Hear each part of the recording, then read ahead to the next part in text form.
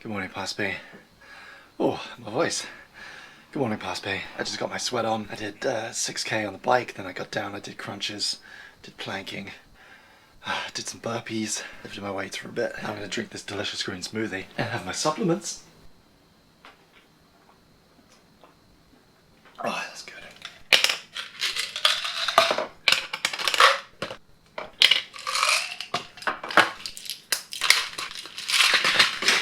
I am a happier, healthier person without caffeine.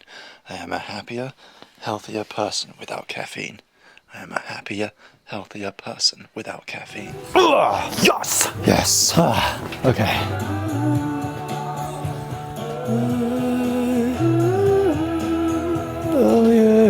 Hey Pass Bing, let's talk about our body. It's pretty good. It's relatively lean. It's not the strongest it could be. It's not the most toned it could be. It definitely needs a haircut. I'll do that when this is over to avoid confusion. I've got this little thing on my neck. The doctor says it's probably a harmless cyst, and I shouldn't worry unless it gets bigger. And my chest has tons of scars on it, as you know, from when we were a baby and we had lots of heart surgery. But I quite like it. And since I got my exercise bike, every day is leg day. So my legs are great. My stamina is much better than it used to be. My posture is improving and I generally have more energy. You're sick right now and the worst thing I can complain about is a bit of a dry nose. You drink more than I do and you exercise a lot less than I do. Our diets are probably roughly the same, which is to say that we eat a good variety of foods, but we eat way too much. Way too much, and that's something I'm still trying to work on. Self-control for me when it comes to food, very difficult, but I want to talk to you about one thing in particular, Pass Bing. Caffeine. Towards the middle of last year, the near future for you, I decided to give up coffee. I'd long suspected it was causing me problems, and the only way to know for sure was to cut it out completely. At first I did 21 days, you know, like any other drug addict. It was really difficult, especially on days where people around me had coffee, or I had coffee in the house, or I went to an office where there was coffee and people were asking whether I wanted coffee. I also experienced withdrawal in the form of headaches and sometimes irregular heartbeats. The first week was the hardest, the second week it started getting easier, and by 21 days I felt very, very different. You name it, Pass Bing, we had it. Hypertension, upper and lower back pain, overactive bladder, poor sleep cycle, sometimes insomnia, energy crashes, mood swings, more uncomfortably detailed personal stuff that I'm not going to go into on the internet. Turns out all of it was because of caffeine. For 6 years, I drank at least 1 cup of coffee every day, sometimes 2 or 3. The result was that my body had a dependency. It expected it to be there. When the supply ran dry, certain symptoms would crop up. When I had too much, certain other symptoms would come up to take their place. In fact, those heart palpitations that you're currently trying to treat with beta blockers are caused by caffeine. And as soon as you get caffeine out of your system, they go away.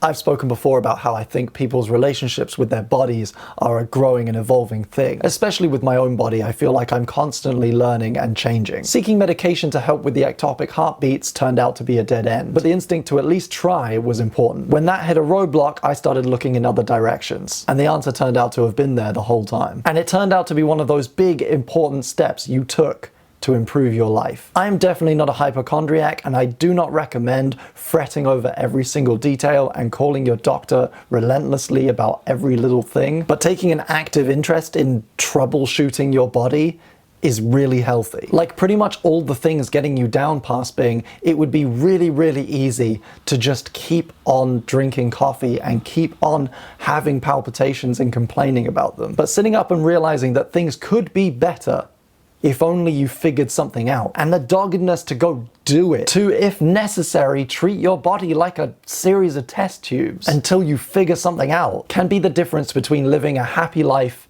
and living a sad one. And it doesn't need to take up much of your time. At the moment, in fact, I've been running a series of amateur allergy tests on myself. I sometimes get an itchy throat after I eat food, so I'm keeping a simple food journal in my diary. Not every meal, just when I have foods that only have 1 or 2 ingredients, particularly if they're raw. I'm starting to suspect tree nuts, but I need to run more tests. But the point I'm trying to make is that this is something anyone can do. It's not anything as radical as a crash diet, and it doesn't take up very much time. So I'm mostly caffeine free. I say mostly because I have had 5 coffees this year. That's 5 more than I planned to have because I genuinely love the taste of coffee, and also it's so much better when you don't drink it. But I can say with reasonable certainty that I will never fall off that wagon. I am a happier, healthier person without caffeine. I know that. And when I do drink it, I get a pretty clear reminder of what it does to me. The experiment continues past Bing, and I don't think I will ever be fully finished figuring out my body. But I feel like I have a handle on it right now,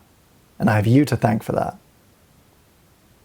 So after this video, there's only 2 more episodes of this series left. I didn't expect to enjoy it as much as I have, and I wish there was more. I feel like I have so much more to say, and I'm so much better at saying it now than I was when I did the original PBFB. I'd like to thank everyone who has left a great comment, or given me fantastic feedback, or shared a video on Facebook or Twitter. I'd like to thank my friends and anyone who was lovely enough to allow themselves to be filmed for this. Anyone who supported this series or any of my videos on Patreon, you've had a big impact on my work. And anyone who's ordered anything from Hit With Wrench. So back in the first episode, I mentioned the idea of doing a limited edition t-shirt. A lot of you seem to be really excited about that idea, but then the month just got away from me, as you've seen, and I haven't designed anything, and I feel like doing it after the series would be a waste of time. It would be silly. However, I've done some digging, and it turns out that the original Spreadshirt shops that I opened when I was doing the original PBFB